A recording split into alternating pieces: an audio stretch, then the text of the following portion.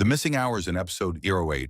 Before the Bermuda Triangle, there was the manifest cold open, 4 March 1918, the port of Bridgetown, Barbados. A United States Navy collier clears the harbor and sets a course for Baltimore. She is 542 feet long. One of her engine cylinders is cracked. She sits low in the water with little margin to spare. In her holds approximately 10,800 long tons of manganese ore, loaded in Brazil 6 weeks earlier. On her decks and in her quarters, more than 300 people. No distress call will follow. No wreckage will come back with an explanation.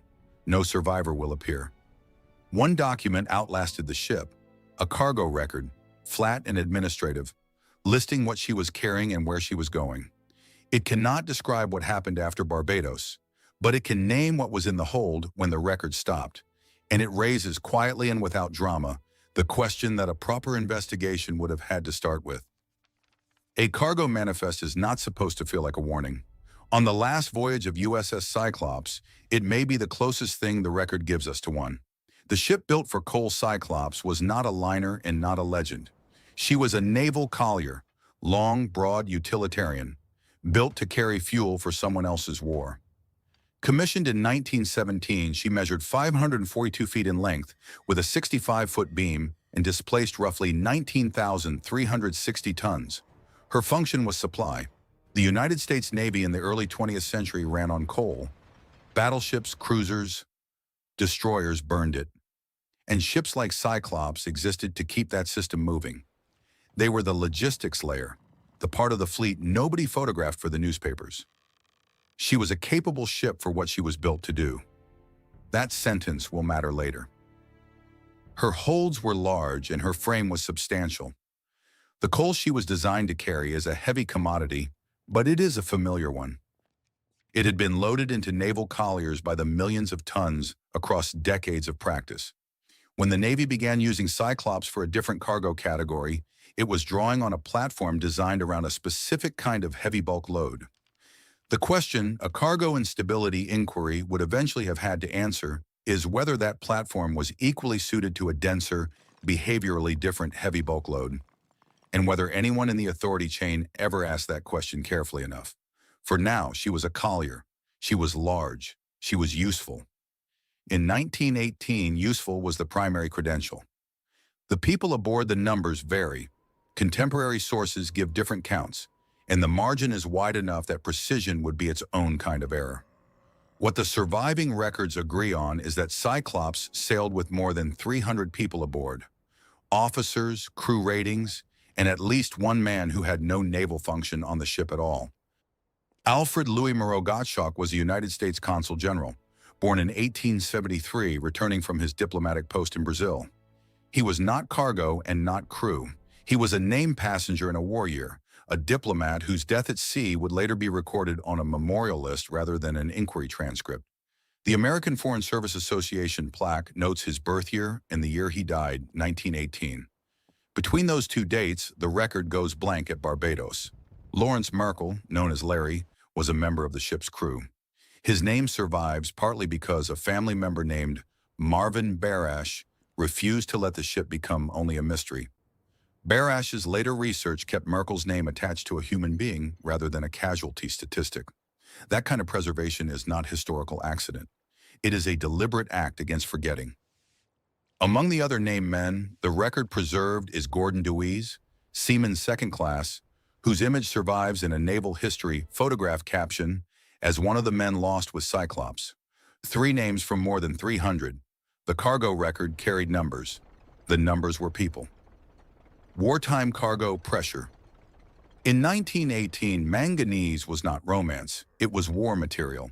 Manganese is essential in steel production, in hardening, in alloy work, in the manufacturing of artillery shells, armor plate, rail, and the 100 other steel products a nation at war consumes faster than peacetime ever demands. Brazil was a significant source.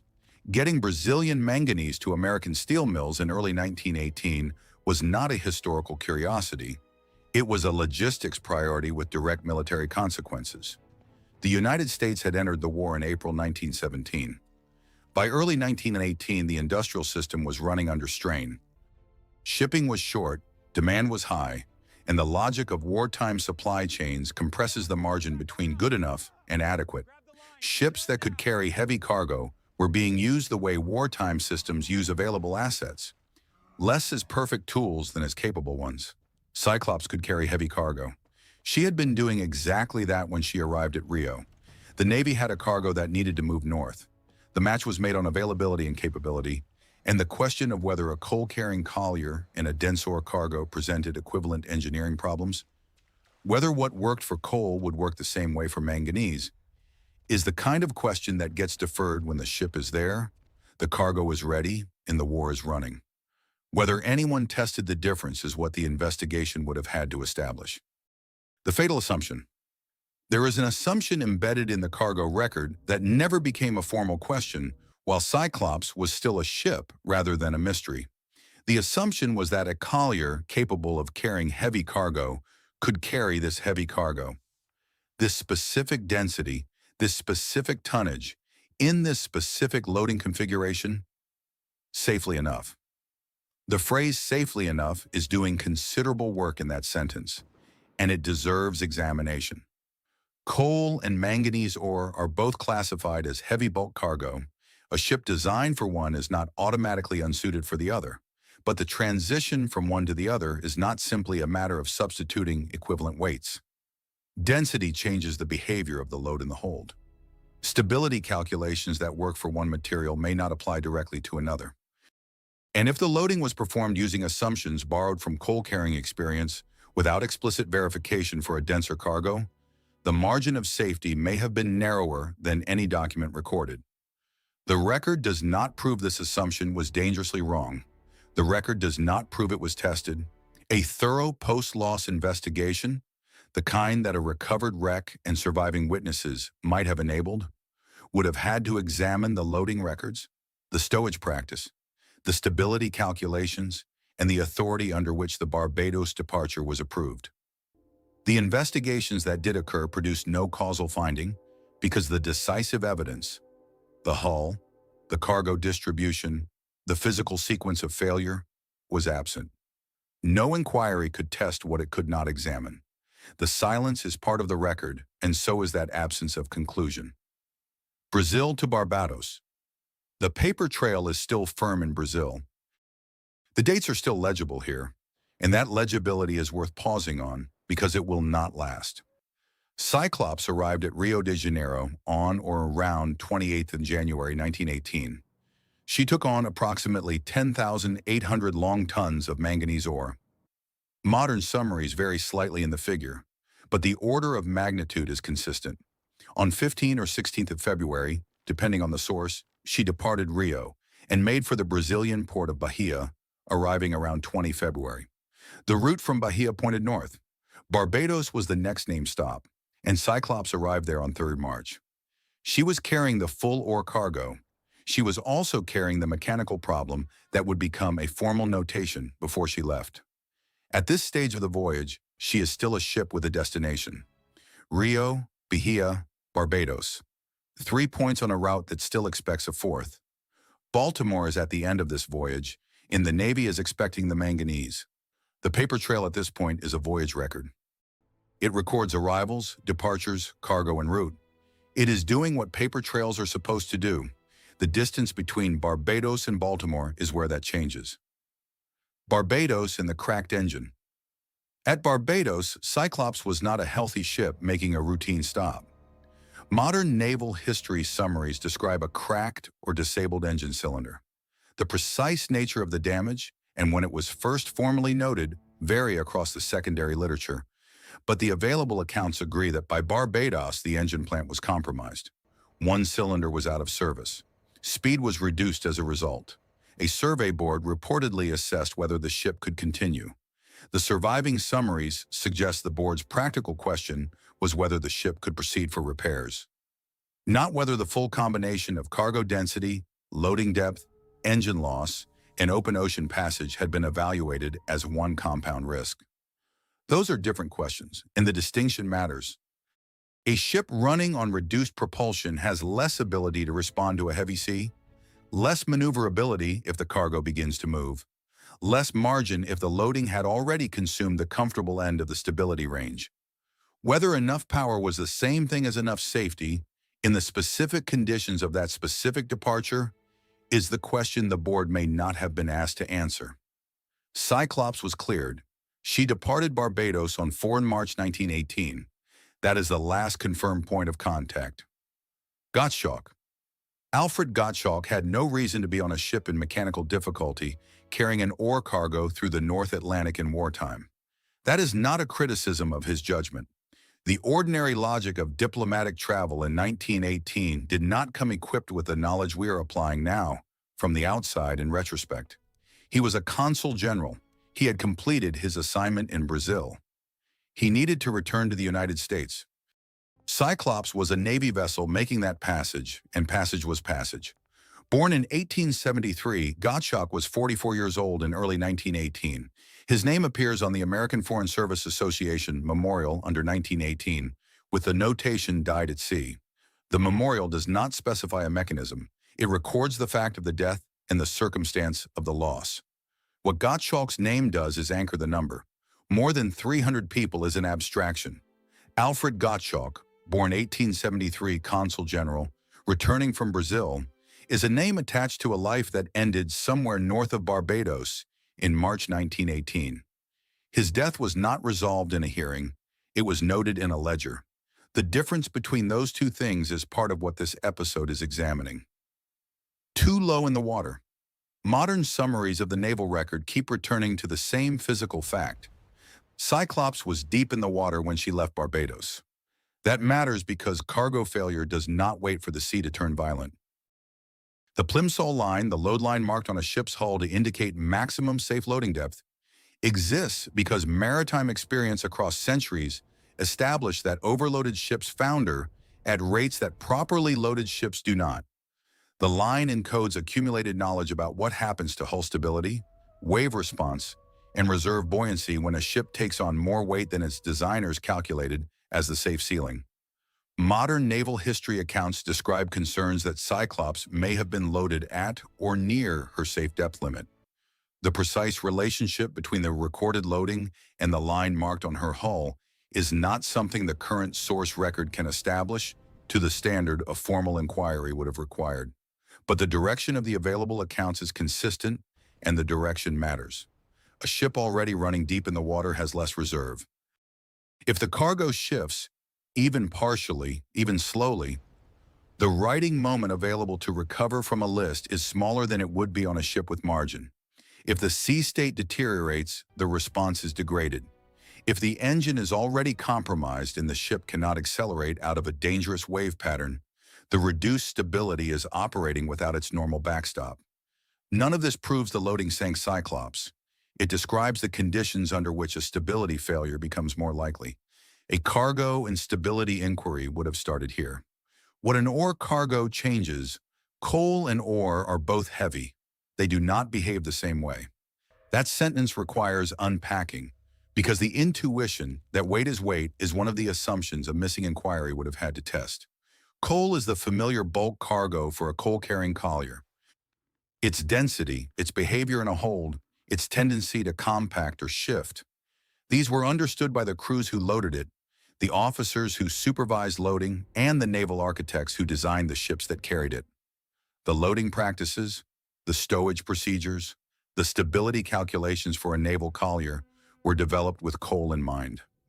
Manganese ore is significantly denser than coal.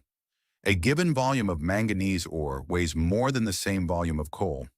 This means a full hold of manganese ore, distributed the same way, loaded to the same apparent depth, filling the same physical space, represents a meaningfully different load in terms of weight, center of gravity, and the mass that can move if the cargo is not adequately secured. Dense bulk cargoes in ship holds are not static. They can compact unevenly, shift with the ship's motion, develop free surface as water enters, and create a situation where a small list becomes a large list faster than the crew can counteract. The stowage literature of the period documented the problem and the countermeasures available to loaders. Whether that knowledge was applied to the specific loading of manganese ore on Cyclops and whether the application was adequate is precisely what a thorough investigation would have had to establish. The danger was not the word manganese.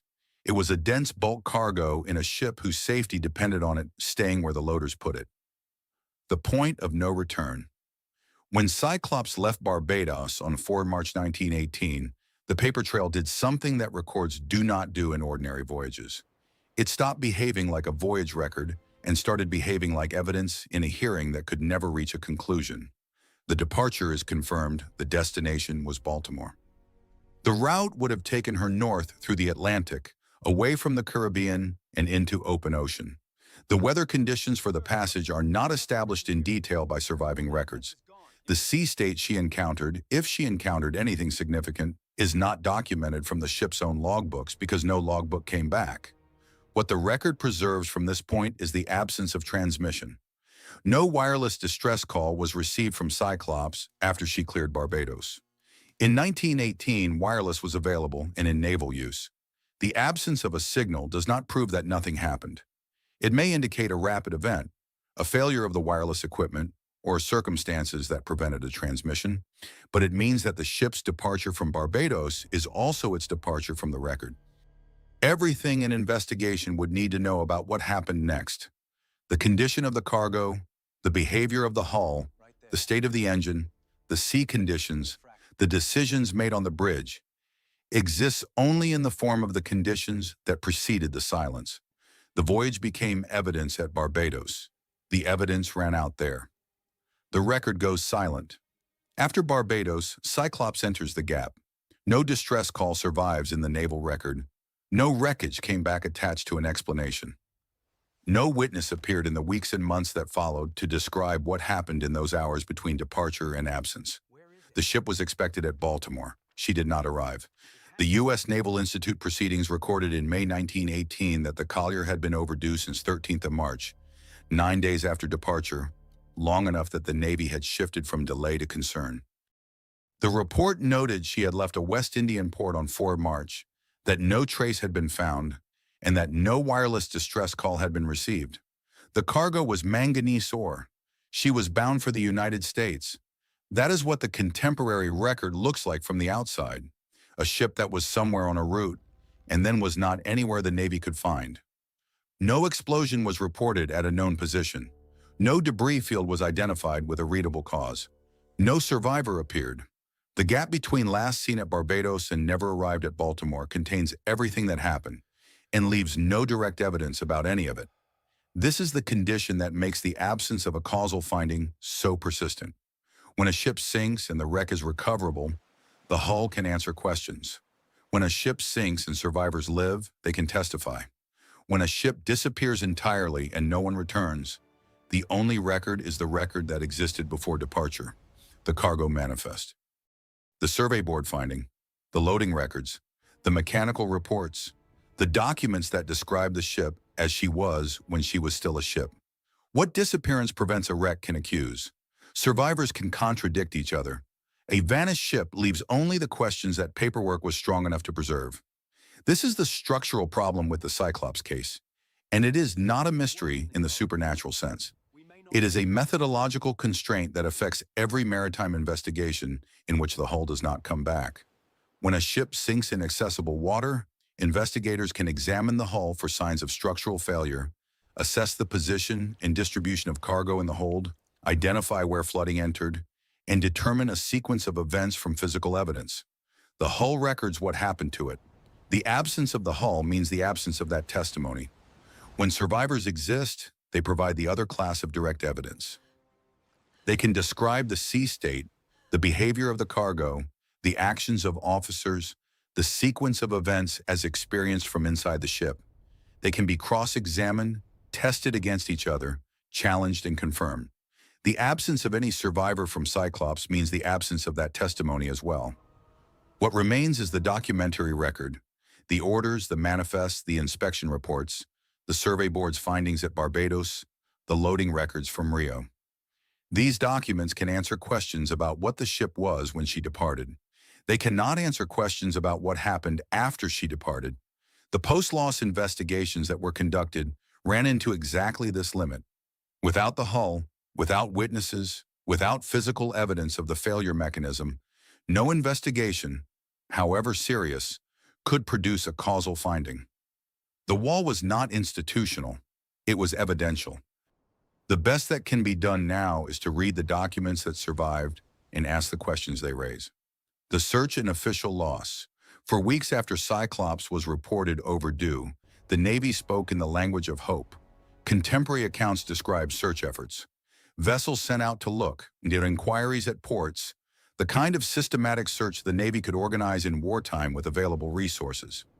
Secretary Josephus Daniels is reported in the contemporary record as retaining the possibility that the ship might be found, that an explanation short of total loss might emerge. Ships had been delayed before. Ships had experienced difficulties and made port later than expected. The hope was not irrational in the early weeks. By June, the language changed. On 1st June 1918, Cyclops was officially declared lost. The declaration was not accompanied by a causal finding. There was no Board of Inquiry report identifying a mechanism, no responsible factor formally named.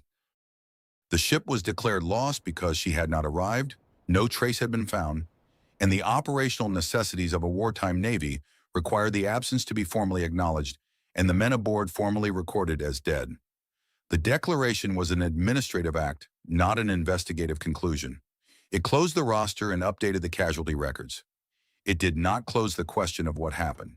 And because the hull never returned, the cargo and stability review that might have tested the loading, the stowage, and the departure authorization was never able to become conclusive. For weeks, hope. By June, loss. Between those two things, no finding. The missing conclusion. The post-loss investigations were real. The Navy searched, asked questions, reviewed what records existed, and pursued leads including wartime possibilities. What they could not produce, what no investigation could have produced without a hull, without witnesses, without physical evidence of the failure mechanism, was a causal conclusion. The question the case needed answered was not simply, where is Cyclops? A sharper inquiry would have asked what had been put into her hold, how it had been secured, whether the loading configuration for a dense bulk cargo had been evaluated against the best practice of the period, and whether the combination of mechanical damage, deep loading, and open ocean passage had been assessed as one compound risk rather than a series of individually manageable problems. These questions can be raised from the surviving documentary record. They cannot be answered from it. The physical evidence that would have resolved them never came back to port. That is not a failure of investigators. It is the permanent condition the disappearance created.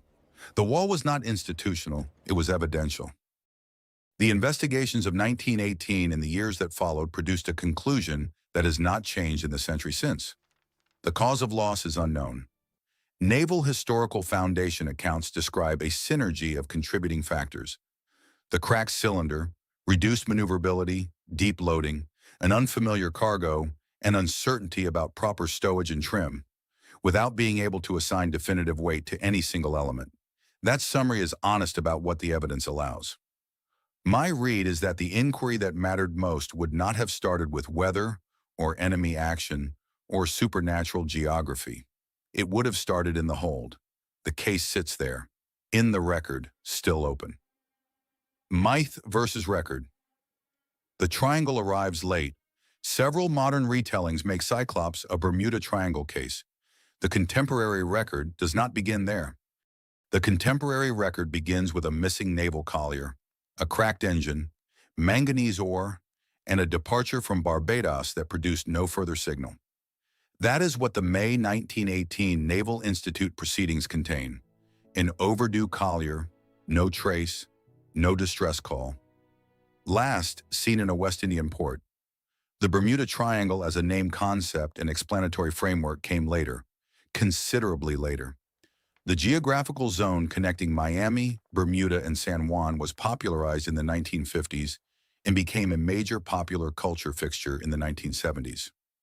When writers later cataloged mysterious disappearances in the Atlantic and added Cyclops to the list, they were applying a frame that did not exist in 1918, had not shaped the original investigations, and was not the operative category in any contemporary discussion of the loss. The triangle is the loudest part of the story because it arrives after the records go silent. It fills the silence with geometry and narrative, which is easier to tell than a loading record. But it is a later interpretive layer, not an original frame. The people who reported the loss in 1918 were asking about a Navy ship that had not arrived, not about a zone of supernatural occurrence. Separating the Bermuda Triangle retelling from the contemporary record is not debunking for its own sake. It is a methodological step. If you want to understand what happened to Cyclops, you begin with the conditions that actually existed on the departure date, not with a popular explanatory framework constructed 30 years later. Competing theories: submarine, raider, gas, storm, cargo shift. Each theory tries to give the silence a shape. The submarine theory was raised as wartime speculation in the contemporary record and has never been confirmed. No German naval record from the period documents an attack on Cyclops, and the intersection of the ship's route with known submarine activity in the Western Atlantic in early 1918 does not produce a clean match. The theory remains logically possible and unsupported by direct evidence. The enemy raider theory has a similar profile, consistent with wartime anxiety, not confirmed by any identified raider log or contemporary German naval documentation. It explains the absence of a distress call by positing an overwhelming attack, but it requires a specific event for which no positive record exists. Manganese gas as a cause appeared in contemporary speculation in the May 1918 proceedings as an early attempt to explain crew incapacitation without an obvious sinking. It is not regarded in modern naval history synthesis as the strongest line of inquiry. Manganese ore does not produce lethal gas under normal hold conditions in the way some other bulk cargoes can. Storm remains a general possibility. The North Atlantic in early March is not benign, and the ship's known condition would have reduced her ability to handle heavy weather. But storm is a contributing factor rather than a standalone explanation, particularly given the absence of any debris or trace at all. Cargo shift, combined with deep loading and mechanical degradation, is the theory most closely anchored to the documented conditions. It does not require an undocumented external event. It begins with what the records confirm and extends carefully to what those conditions made possible. The theories closest to the record are the ones that start with the ship as she actually sailed. Author position: the safest verdict. My read is narrower than solved. The record supports a verdict about the right investigation, not a courtroom verdict about the exact minute Cyclops went under. That distinction matters. This episode has been working toward an argument, not a revelation. The argument is not that cargo shift certainly sank Cyclops. The wreck has not been found. No physical evidence of the mechanism has been recovered, and the honest position is that the mechanism of loss remains unknown. The argument is that a cargo instability analysis was the right starting point for any serious inquiry, and that beginning there was correct regardless of what such an inquiry might have ultimately concluded. What the record supports is this: a ship with a known mechanical deficiency, loaded heavily with a dense bulk cargo, with little margin to spare, departed for an open ocean passage with no surviving evidence that the compound risk she was carrying had been comprehensively assessed. The combination of those documented conditions, mechanical compromise, deep loading, dense cargo, no return transmission, is consistent with a rapid catastrophic failure. It does not require external agency unsupported by the record. The best verdict the evidence supports is a process verdict. The loading, stowage, and departure authorization for the final voyage of Cyclops deserved an investigation capable of examining cargo safety, stability margin, and the standards applied to both. Why the cargo theory matters? Cargo shift is not a glamorous explanation. That is the point. It does not require a portal or a conspiracy or a phenomenon that violates known physics. It requires only a dense bulk cargo in a compromised ship, inadequately secured or inadequately evaluated, behaving as dense bulk cargoes behave when they are not properly controlled. It moves the story out of myth and back into the places maritime disasters are often made: loading docks, inspection reports, stowage decisions, authority chains, wartime pressure on margin. The history of maritime disasters is substantially a history of the mundane. Ships have been lost to overloading, to improper stowage, to ignored inspection findings, to departure authorizations given under pressure that had nothing to do with the safety of the people aboard. The Bermuda Triangle gives Cyclops an afterlife in popular culture. The cargo record gives her a profile as a ship operating at or near the edge of the safety margin her period defined. The unglamorous version is not less important than the sensational one. It is more important because it connects to ordinary documented mechanisms of maritime loss. Mechanisms that were understood in 1918, addressed in the stowage literature of the era, and applicable to the loading decisions made at Rio and to the departure decision made at Barbados. When a ship is lost in circumstances that the period's own safety logic could have identified as elevated risk, the question is not supernatural. The question is institutional. Who evaluated the conditions? Who had authority to intervene? And what standard they applied? That is the question the cargo manifest, quietly and without drama, still raises. Verdict. A mechanically compromised naval collier, loaded deeply with a dense bulk cargo unfamiliar to the platform's design purpose, was cleared for an open ocean passage and then vanished without sending a distress signal. No trace, no survivors, no physical evidence of failure. The evidence that would have answered the central question left Barbados on 4 March 1918 and did not return. Alfred Gottschalk, Consul General, is recorded on a memorial plaque as died at sea, 1918. Lawrence Merkel is remembered because someone in his family refused to let the ship become only a puzzle. Gordon Deweese, Seaman, second class, is a name in a photograph caption. More than 300 people sailed north from Barbados into a gap the record has never been able to close. The Bermuda Triangle gave Cyclops an afterlife. The manganese ore may have given her the conditions of her death. Those are not the same claim, and they do not require the same evidence. My verdict, the cargo manifest is not the answer, but it is the right first question. The silence after Barbados is permanent. The manifest is not. It survived. It still names the load. And the investigation that would have started in the hold, the one that tested the loading, the stowage, the stability, the compound risk of that specific departure, is the investigation the record has been pointing toward, quietly, for more than 100 years. This is as close as the evidence gets to convening it. The Missing Hours, Episode Earweight.